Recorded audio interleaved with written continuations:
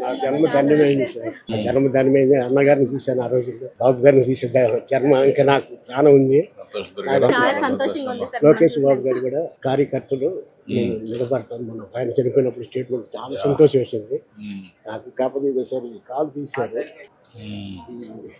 కాదము ఎట్లా యాక్సిడెంట్ అయింది సార్. అంటే షుగర్ యాక్సిడెంట్ అయితే మోకాలు దాకా తీశారు. మనం 2 సంవత్సరాలు మనం తమరు గెలిచే ముందు సార్. నేను సంతోషంగా తిరిగాను కూడా ఆ రోజుల్లో. అయితే తర్వాత పడిపోయా. రిజల్ట్ వచ్చిన సంతోషం కూడా ఎన్ఆర్ హాస్పిటల్. తర్వాత ఈ కాలు పైలేరే ఇది ఒక్క కాలు నడవటంలో బాగా కొంచెం ఇబ్బంది అయిపోయింది. సరే జీవనోపాధి తమరు అప్పుడు ఇచ్చారు. 4 సంవత్సరాలు నన్ను ఏడిపించేశారు యథార్థంగా దైవ సాక్షిగా. అయితే తమ దృష్టికి ఇవాళ బాబా గారు దేవుడు వెంకటేశ్వరం పంపించారు అనుకుంటారు. చాలా సంతోషం. ఏం చేస్తున్నా ఇప్పుడు ఇక్కడ సార్ ఈ ప్రస్తుతానికి అమ్ముతున్నాను. ఎక్కడ తెస్తారు ఇవి? ఇక్కడ మన వంతంలో వస్తారు సార్. ఈ మద్రాసు మార్కెట్ నుంచి వస్తాయి. ఇక్కడ లోకల్ గా తయారు చేయలేకపోతున్నారా?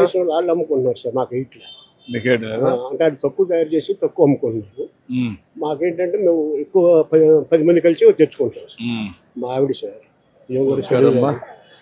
మా మనవరాలకి మీ దైవాల అమ్మ దీవెన వస్తుంది.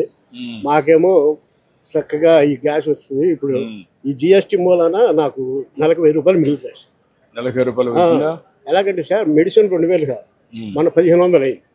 అంతకుముందేమో హెచ్ఎల్కి 2000 అయ్యేది, మన 1600 అయింది. 400 500 గ్యాస్ బండ ఊరికి ఫ్రీగా ఇచ్చారు. అది మీ పేరు చెప్తాను ప్రస్తుతానికి.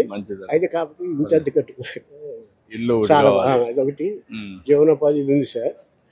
ఏంటమ్మా మీరు ఎక్కడ మార్కెట్ వచ్చాం సరే తీసుకుందాం దీపావళి పర్చేస్ అని చెప్పి సార్ వాళ్ళు అక్కడ బ్లాక్ చేస్తారని చెప్పి మేము అసలు ఎంత హ్యాపీగా ఉంది సార్. ఎంత మంది చాలా సంతోషంగా సార్. మాకు ఈ రోజు ఇంత అవకాశం దొరుకుతుంది మొత్తం కూడా పంచి పెట్టాం సార్. మీకు అందరికి దీపావళి శుభాకాంక్షలు అమ్మా. దీపావళి కాదు సార్, ఇప్పుడు ఇంట్లో పెడుతున్నారా?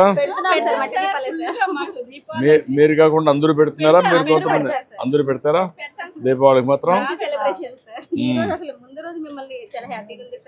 చాలా అసలు జన్మ ధన్యమైంది అన్నగారి తర్వాత గారు. చాలా సంతోషం. 3 చేస్తాం. అలాగే సార్. ఓకే అమ్మా, మంచిదమ్మా. సంతోషం అమ్మా.